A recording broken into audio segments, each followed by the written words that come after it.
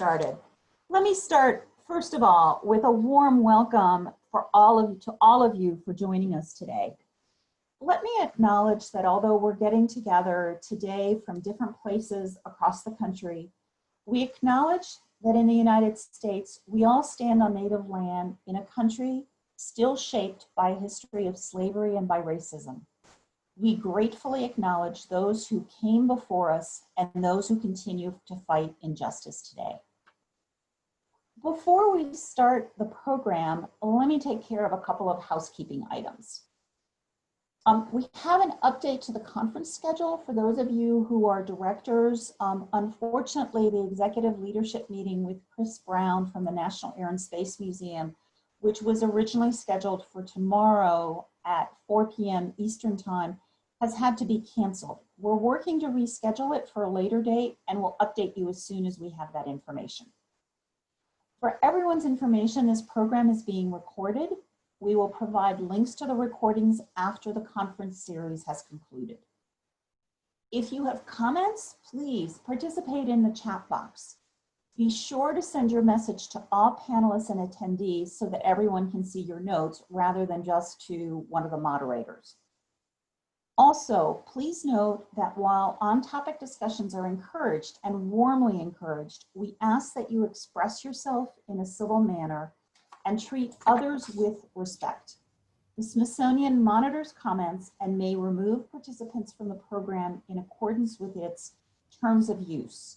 A link to the Smithsonian's terms of use is available in the chat box for your reference. Closed captioning is available. There is a closed captioning link at the bottom of your screen, sort of towards the right. Feel free to click on that and see the captions. We'll post a link to an evaluation survey in the chat box at the end of the session. We very much hope you'll take a moment to respond to that survey, as your response will help us inform future professional developments. I would like to give a warm shout out and a warm welcome to the members of the sites and the Smithsonian Affiliation Board who are on this session with us. We're always delighted to have you participate in the programs, and this is a particularly interesting and important one. We are so pleased to have each of you with us as we launch the Smithsonian Affiliations virtual conference series. We are excited about the opportunities a virtual event like this offers. We are able to feature more speakers from both our affiliates and from the Smithsonian. We have attendees representing a greater diversity of staff roles and positions than we had in the last in-person conference. And we have the opportunity to stretch the conversations about our work, not across 3 days as we traditionally do, but across a series of 3 months. We hope this format will deepen connections and lead to even more fruitful and meaningful collaborations. The conference series launches today and continues tomorrow, and then resumes in October with two two-day blocks, and then a final block over 2 days in early November. A complete schedule is on the Affiliations website, and a link is posted for your reference in the chat box here. The world has changed so much since we initially started planning the 2020 Affiliations National Conference. Like so many of you, we pivoted to delivering our programs digitally. The COVID-19 pandemic has upended our lives, both personally and professionally, and has challenged each of us as we navigate this new normal, this new world that we are trying to figure out. This year, we have seen remarkable expressions of activism in response to racial and social injustice. This conference, in its conversations, sessions, workshops, and networking opportunities, was developed to address these issues and the questions that arise from them as we think about the present and future of museums and cultural organizations. Through the conference, we are asking, how do we respond to the challenges of a global pandemic, racial injustice, and political divisiveness in ways that enable our visitors and our audiences to take productive actions, and to help the nation place the founding ideals in a broader context as we reflect on ways to move forward. How can affiliates and Smithsonian collaborate in doing this work to ensure greater reach, greater relevance, and profound impact? And we also ask, what does it mean to be a national museum in this moment? To kick off today's session and to kick off the Smithsonian Affiliations virtual conference series, I am delighted to introduce Lonnie G. Bunch III, the 14th Secretary of the Smithsonian. Secretary Bunch assumed the position in June of 2019. He leads the Smithsonian, all aspects of the Smithsonian. He previously served as the director of the Smithsonian's National Museum of African American History and Culture. When he started as director in July 2005, he had one staff member, no collections, no funding, and no site to open the new museum. Driven by optimism, determination, and a commitment to build a place that would make America better, he transformed a vision into a bold reality. Before his appointment to the African American National Museum, Secretary Bunch served as the president of the Chicago Historical Society. He also served as director of curatorial affairs at the Smithsonian's National Museum of American History. And he was curator of history and programs at our Smithsonian affiliate, the California African American Museum in Los Angeles.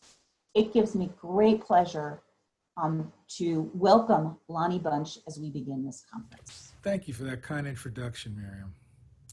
And thank you for the incredible work you and your team are doing to make our relationships with our affiliate museums robust and the impact that we have even greater. I appreciate the invitation to speak with everyone today. Let me also thank the sites and the Affiliations Advisory Board members who are watching today. Your leadership during this difficult time has been exemplary. And thanks to all of you for participating in today's virtual conference. Although we have been learning to deal with the realities of a pandemic, I think one thing this crisis has taught us is that we need to be able to grow, adapt, and be willing to do new things in new ways. Candidly, I never thought I'd become so well versed in Zoom, Teams, Skype, and anything else that our IT folks have installed on my computer, but here we are. I'm so grateful for the work of our more than 200 Smithsonian affiliates, the work you do, and that you represent 46 states, Puerto Rico and Panama. In this time of worry and despair, when the health and safety of our loved ones is at the forefront of our minds, when our economy is tenuous, and when we see the continuing injustice of racism playing out on our streets, cultural institutions and museums give us hope. The work you do to bring art, science, history, culture, and education to cities and towns of all sizes enriches the cultural life of us all. The power of collaboration is at the heart of the Affiliates program and has only grown over time since its creation in 1996. The relationship is an important two-way street. It benefits us as much as it has all of you. We gain insight into your communities, learn valuable lessons from your nimble and innovative programs and exhibitions. You help us tell a more complete, a more inclusive story about America to an increasingly diverse and global audience. COVID-19 may have curtailed some of our opportunities to partner in the short term, but I have no doubt that as we all begin to reopen and gain a semblance of normalcy, countless long-term opportunities for collaboration lie ahead of us. Given the state of the nation, affiliate Smithsonian partnerships and peer-to-peer engagement are more important than ever. Together we can reach more people in ways that make longer lasting impact on their lives. Being closed to the public has been a hardship on all of us, but it has also given us an opportunity for museums to rethink much of what we do. It's been a test case for our ability to make digital content as educational and as engaging as the programs and exhibitions contained within the walls of our building. For all of us to maximize our impact on our communities, embracing a digital strategy will continue to be central to museums, even in a post-COVID world. We can use technology to find the right tension between tradition and innovation, and we will emerge stronger because of it. All of us have a vital role to play in making our communities better, making our world better. I think that sometimes museums have shied away from that in the past. But today it's clear we have a greater obligation to society. Our expertise and resources can and should be the catalyst for having larger conversations about the consequential issues that we all face, from pandemics to climate change to social justice. The Smithsonian is contributing to the discussion with institution-wide projects such as Race, Community, and Our Shared Future, the Smithsonian American Women's History Initiative, and Earth Optimism. All bring together a host of Smithsonian educators, scholars, curators, and program specialists to widen the perspective, to ask important questions, and examine ways to engage audiences. I have been heartened to see so many of your museums take similar initiatives in meeting the challenges of the moment. It makes me even more confident than ever that we have a collective role to play in strengthening our communities, not just during this difficult time, but even once the worst is over. Thank you for who you are, for your support, and please enjoy the rest of the conference. Your work means the world to me. Thank you so much, Secretary Bunch, for that introduction. I think you all heard him challenge us to think about how we can make the world a better place and how we have an obligation to society as museums and cultural organizations to continue a discussion on the topic and to address the question, that's one of the conference questions, how do we respond to the challenge of a global pandemic, racial injustice, and political divisiveness in ways that enable our visitors to take productive action and to help our nation live up to its founding ideals. We today have three wonderful panelists who we're going to have a conversation. This is not so much a panel as much as it is a discussion. And I'm not going to give a lot of details about our panelists. In the chat box, you see a link to each one of them with their bios. I'd much rather use the time to have a conversation with them. We have Eduardo Díaz, who is the director of the Smithsonian Latino Center. We have Terri Freeman, who is the president of the National Civil Rights Museum, an affiliate in Memphis, Tennessee. And we have Sarah Pharaon, who is the president of Dialogic Consulting. So we're going to ask our panelists to have their videos on and to be unmuted so that we can go ahead and really have a conversation. In other words, I'm not calling an individual panelist to respond to questions. I'm rather going to be facilitating a conversation amongst the four of us. And of course, I'll be taking a look at the chat box so that those of you who are listening in can type in questions or comments in response to or to prompt further conversation. So let me start with the question, what commitments to change are you seeing across the field? And perhaps as important, are those commitments to change sufficient? Commitments to change. Well, I'll jump out there. Thank you, first of all, for inviting me to participate in this conference. I think what I am seeing is that everyone, not dissimilar from what Secretary Bunch said, has realized we actually can be a little bit more nimble than we thought we could, and that digital and virtual spaces are critical for us to continue providing some level of programming during the pandemic, and that even post-pandemic, it will be a part of the way that we do things. So that's the thing that I would say everyone is looking at, how they transform their programming into a digital space. And I think the biggest element that we've learned around that is that we can certainly reach so many more people through the digital space, and frankly, over a longer period of time, depending on the platforms that you use to host your digital activities. So that's one of the things. And I think the second thing is that, at least for me, what we found is that right now, in this moment, people are looking toward the National Civil Rights Museum more than ever to provide them with not just hope, as Secretary Bunch said, but also truth. I think those are really important comments, Terri. Eduardo, it looks like you're ready to jump in with some comments on where you're seeing change in the field. Sure. I guess from a Latino perspective, I think one of the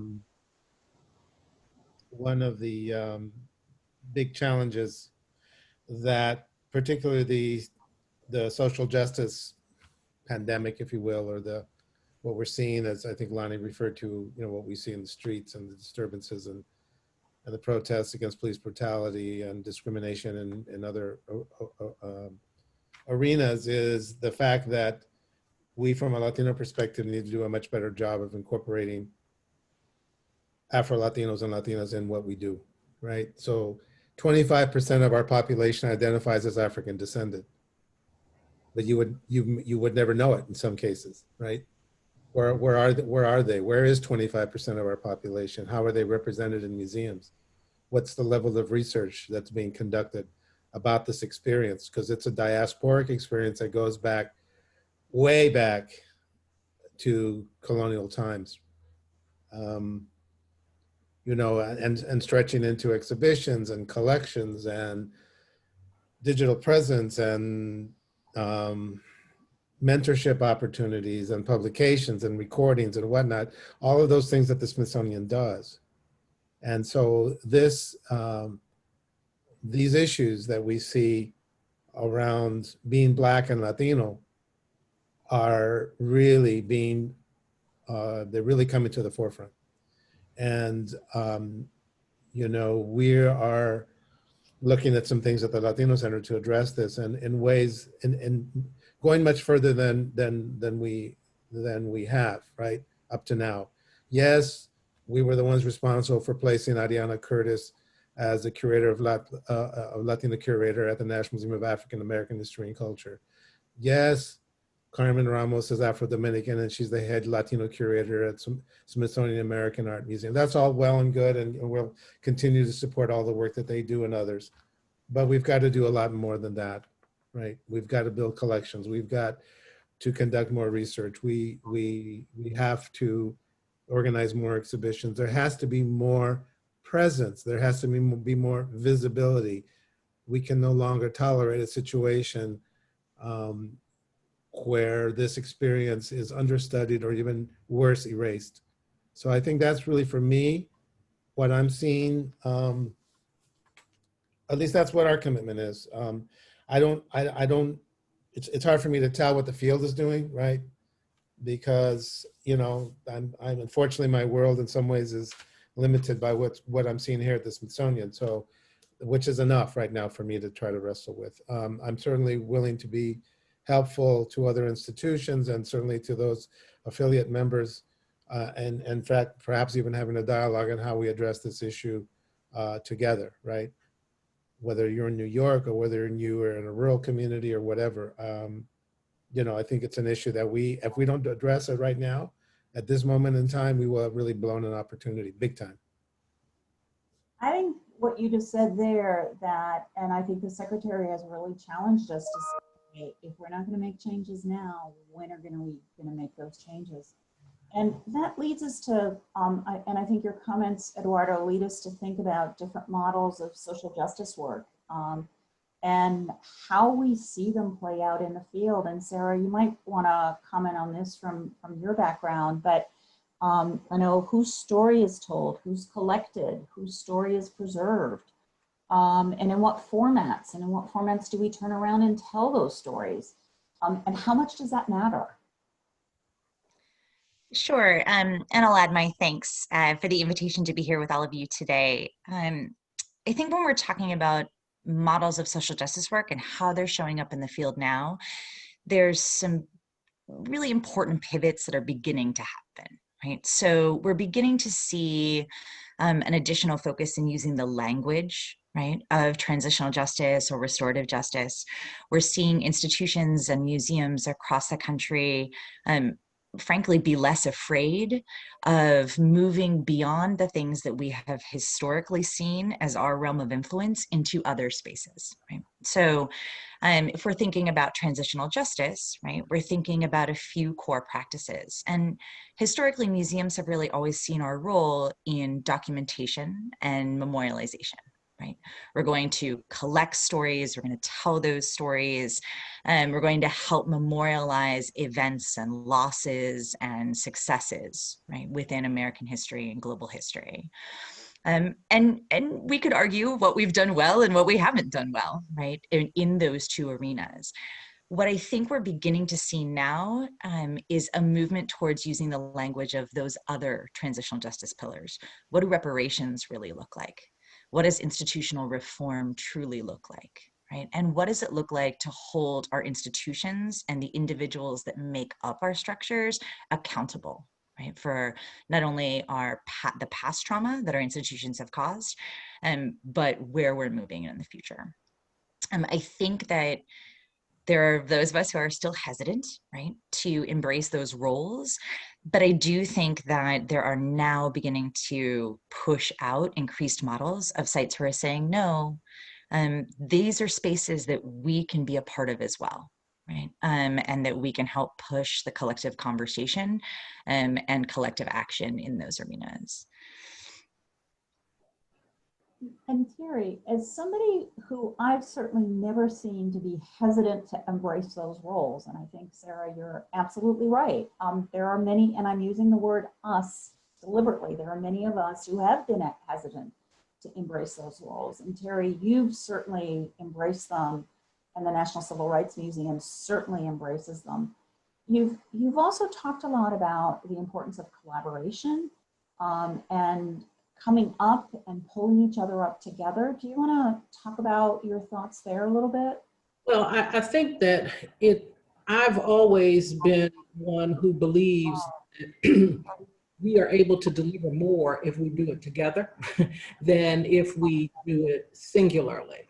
And so I think that there are lots of opportunities for museums to work together, for museums to work with libraries, to actually push forward the message that we want to push forward. And I think I just want to hammer home that, you know, the data show that people trust museums more than they trust other public institutions, right? So we have to build on the public's trust of our institutions and make sure that we are presenting the truth to them.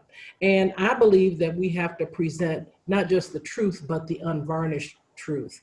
You are correct, Myriam, in that I'd say to people, I'm not looking for controversy, but I also don't run away from it as it relates to the work that we have to do here.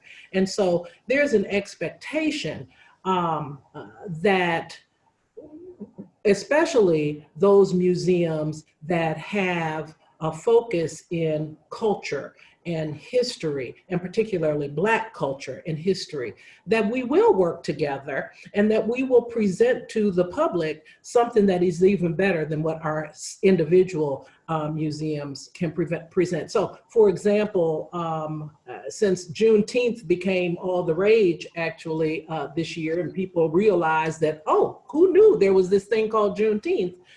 There were 6 museums that got together and actually did joint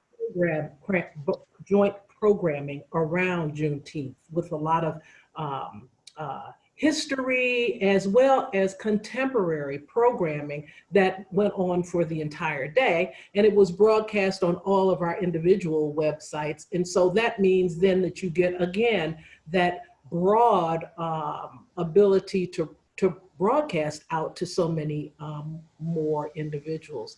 But I do think, you know, I should be partnering not just with other museums of history and culture, but art museums and other institutions that we can benefit from what they have in their museums, and they can benefit from what we have. And it's not just about what's on display. It's also literally about the programming. And right now, while we are in this pandemic and people are continuing to work from home and not have, even though we have a lot more choices than we did back in March when everybody first went out online, but to be able to provide people quality choices that are not just entertaining, but are informative and learning opportunities. The same for our children. As schools are wrestling with how they are going to deliver lessons, being able to be a supportive entity for school systems, and they can rely on the information that these very trusted institutions have. So I am a real believer in collaboration, and I don't think it has to be difficult. I think sometimes we make collaboration a lot more difficult than it needs to be. Yeah, Terri, if I can add too, I think, you know, you're making me think about how sometimes we limit our fields of collaboration within kind of the museum world, right? And one of the things I think we're seeing through this pandemic is some really inspiring models that are coming from the world of theater, that are coming from the world of stand-up comedy, right? And other ways that we're looking at art creation, right? And leisure time. And you know, I think specifically about what we're seeing with theater, you know, theaters across the country are kind of empowering non-professional creators, right? Because to get the rights to do a show online or to get the rights to do a Zoom presentation, right, are really expensive for a lot of really small theatrical houses or community-based theater groups. And so they're putting out calls, right, for new playwrights and other folks to be part of that process. And I think that that has freed them up to work in a way that is community-led. That's pretty inspiring. I'm also really excited about some work that's being done around comedy and social justice activism, right? And we're seeing a lot more of that come up right now. I'll put it in the chat, but there's a great resource called A Comedian and an Activist Walk into a Bar. And it's all about research that has been done that says that comedy is one of the most effective ways that we can relay social justice messaging, right?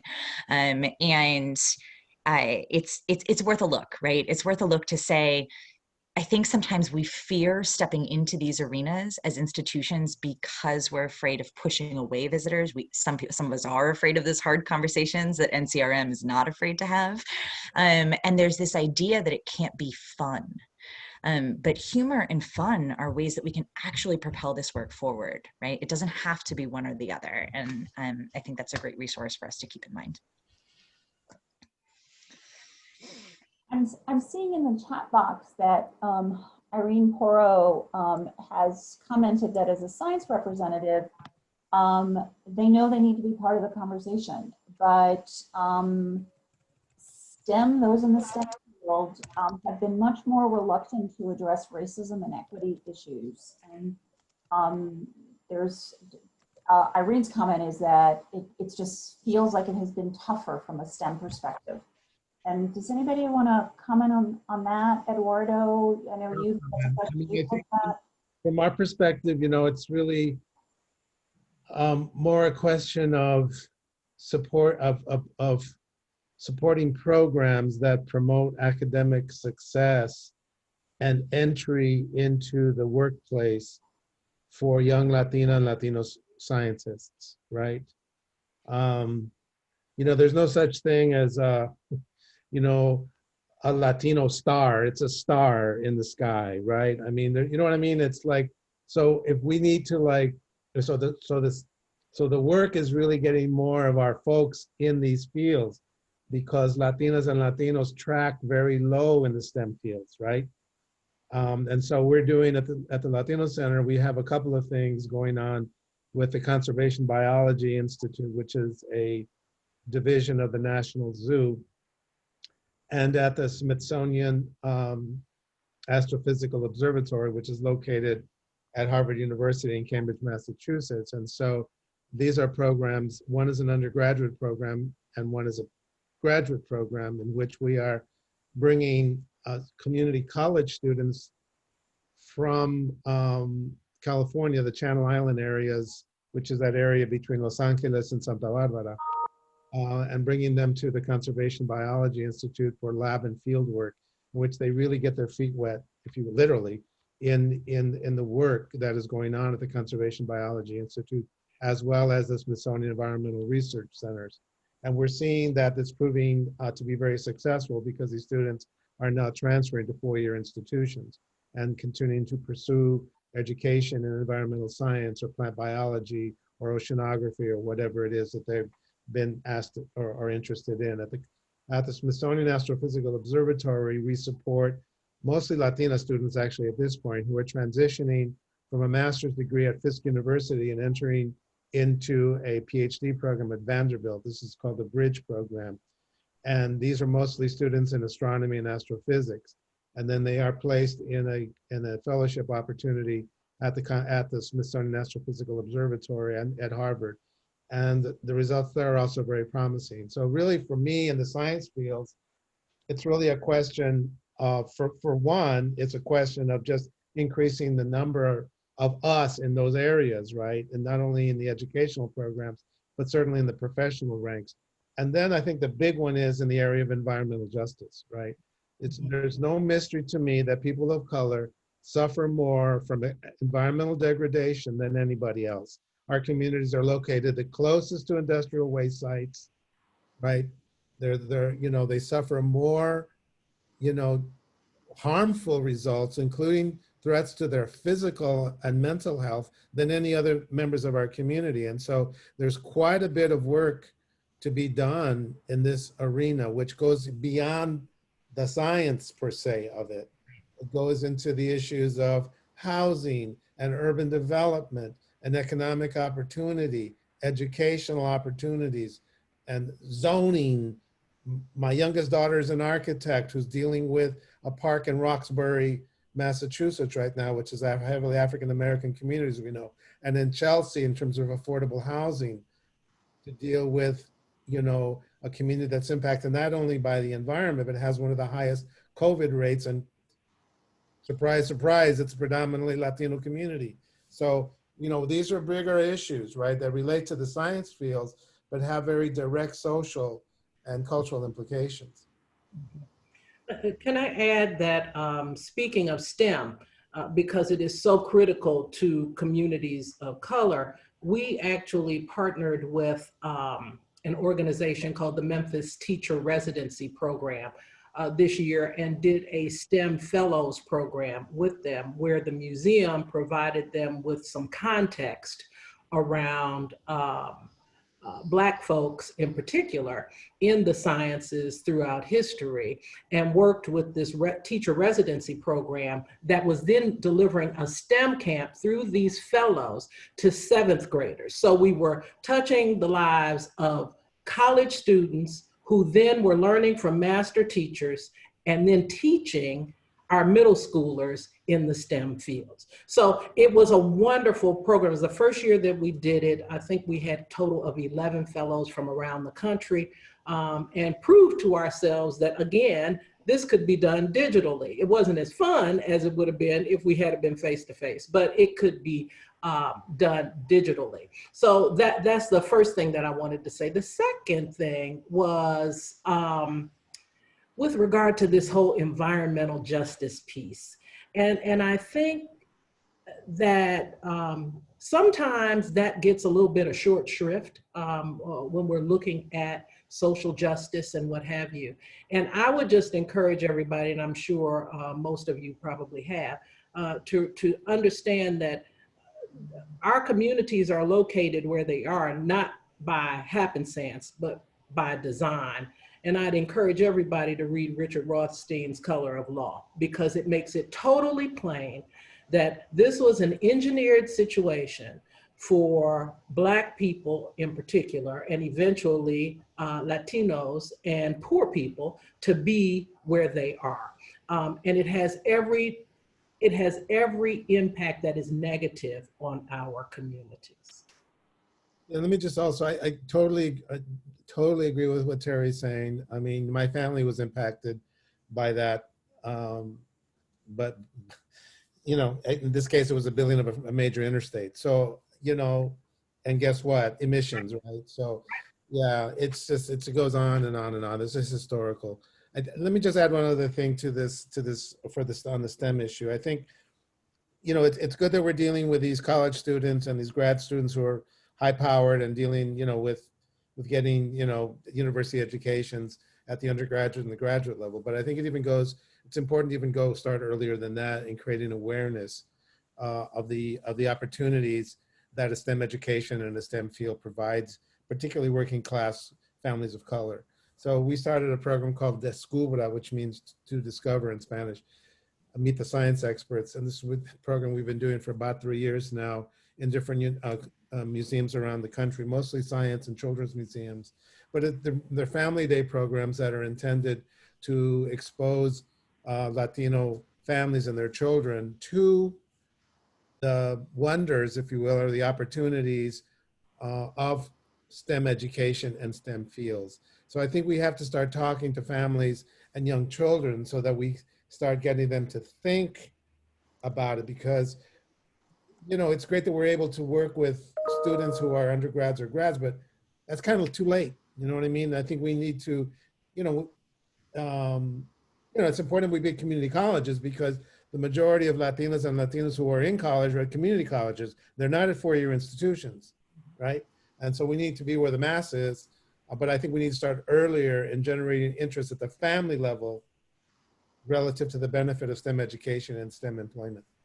And that's why this fellowship program was so important, because it did deal with college students, but it was college students then becoming the example and the teachers of middle school students. And so you started early so that there becomes this interest in these fields. And I will also say that all of those Descubra programs, if I'm not mistaken, they're all at affiliate museums. So that's another tie. Absolutely. I was about to make that point. And I also want to point out that a fair number of folks are posting resources online, including Terri to the Civil Rights Museum and Eduardo to Descubra, but some other resources that I think are of interest. And there is also, I'd be remiss not to say that there is also a reminder that those of you who want to delve more into these issues, there is a science affinity group as part of the conference that is meeting at 5:30 Eastern time tomorrow. So those of you who are feeling like I'm really ready to get into this as a topic and go much deeper, there's another opportunity for that as well. I want to make a link between this conversation and Terri, something that you said a little earlier, which is the presentation of the truth and the unvarnished truth. And I think as museums and cultural organizations, we are often concerned about appearing too political. Does anybody want to comment on that line of presenting information, but do we appear political? Do we not? Do we worry about it? Do we not worry about it? Is it an issue? What are your thoughts on that? So really quickly, I don't think the truth is political. The truth is the truth. And it is our role as museums to present the truth in whatever format your particular institution takes. So if I am sugarcoating the history about the Black Power movement, then I'm not providing the truth. And I think that is what the expectation is. Now, how you present it to people and how you discuss it and how you draw people in to those conversations is another thing. And I think that our goal is always, our goal is never to push people away.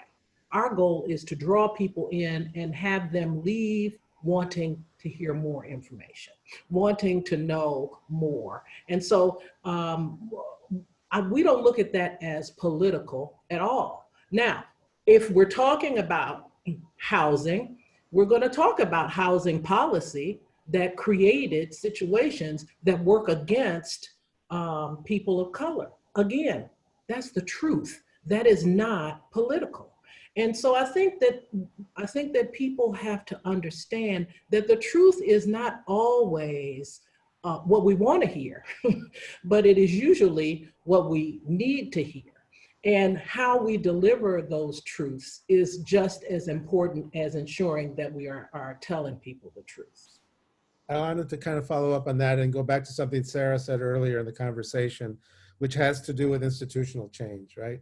So I just finished a review session, which is called, it's so nerdy. It's called a 603 review, right, at the Smithsonian, which means that we have to review exhibition content that could prove controversial, right? I'll just leave it at that. And so in November, we're opening a show called Printing the Revolution, Chicano Graphics 1965 to the present, something like that. You know, I always have those exhibition titles with a colon and then something else, you know, kind of drives me crazy. But anyway, it is what it is. Okay, so that exhibition, you know, kind of also bouncing off of what Terri just said, is about the Chicano movement, which is a Chicano power movement, right? And yes, our artists were talking directly about racism and the arrival of the Spaniards and slavery and Palestine and linkages to liberation movements in Latin America. And yes, Che Guevara and the Cuban Revolution and et cetera. So that's just what our artists were producing back in the day when the civil rights and the Chicano movements were merging and converging and coming to, and there was a confluence, right? That's just what our artists were doing, period. And so, you know, that's from an art historical perspective, that's what was going on. Here it is, right? Now, back to the question, back to what Sarah's talking about in terms of institutional change. That exhibition was curated by Carmen Ramos, who is the curator of Latino art at the Smithsonian American Art Museum. That museum now has the largest collection of US Latino art of any major art institution in this country, period, right? It wouldn't be there, that collection would not have been built.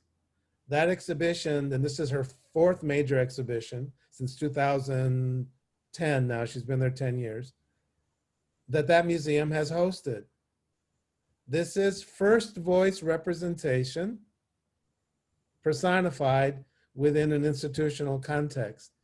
If you do not have curators and other content experts of color embedded in these institutions, you're not going to have that exhibition. You're not going to have that collection. We have a full-time collector at the Archives of American Art, Josh Frankel, who has built an incredible archive now of the archives relating to Latino and Latino artists. That's not going to happen unless you have our people there, period. And so institutions need to make a commitment, particularly if they serve communities that have very significant Latino or African American or Asian or Native American communities. If you don't, then how can you say you're serving the community? I hate to do what I'm about to do. I'm going to give you a chance to respond, which is that in a minute or two, we're going to break out into smaller groups. And as Sarah sort of gives one more comment as I wrap up, we'll put up the questions that we're asking you to break out into small groups to go have conversations on.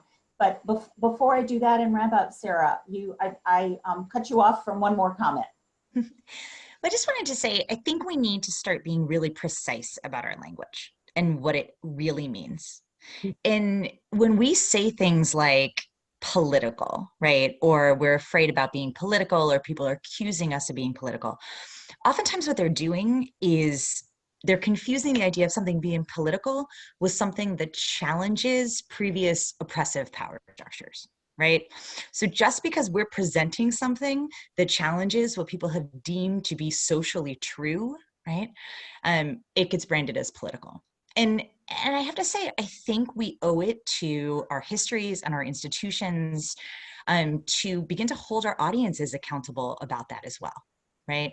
That, to Terri's point, the forensic information that we are presenting is not inherently in itself political. It is how it is being received, right, by an increasingly partisan nation that is creating politics around this, right? And it feels political because it challenges what some individuals have known to be true, right? And how some individuals have benefited historically by upholding those concepts as true. right? And so I think we really need to stop using that language and a fear of that language in ways that prohibit us from telling the full story, right, about these histories. And just to, kind of put to not too fine a point on that, when I think about truth, and Terri, what I hear you saying is what I think about is the forensic truth, right? This is the forensic truth of things. But the way we interact as humans means that we also hold personal truths, right, of these events and recollections. And it also means that we as a nation have built societal truths, right, of how we choose to remember these events. And we choose to remember them and present them that way because it benefits certain people, certain races of people, certain power structures of people. And so when I think about being political and what it means to actually speak the truth, right, in that sense, I'm thinking about how do we help surface personal truths that haven't been heard? How do we continue to share the forensic truth that we are so trusted to uphold and maintain? And how do we actively encourage our audiences to challenge the societal truths and the social truths that they have accepted for far too long?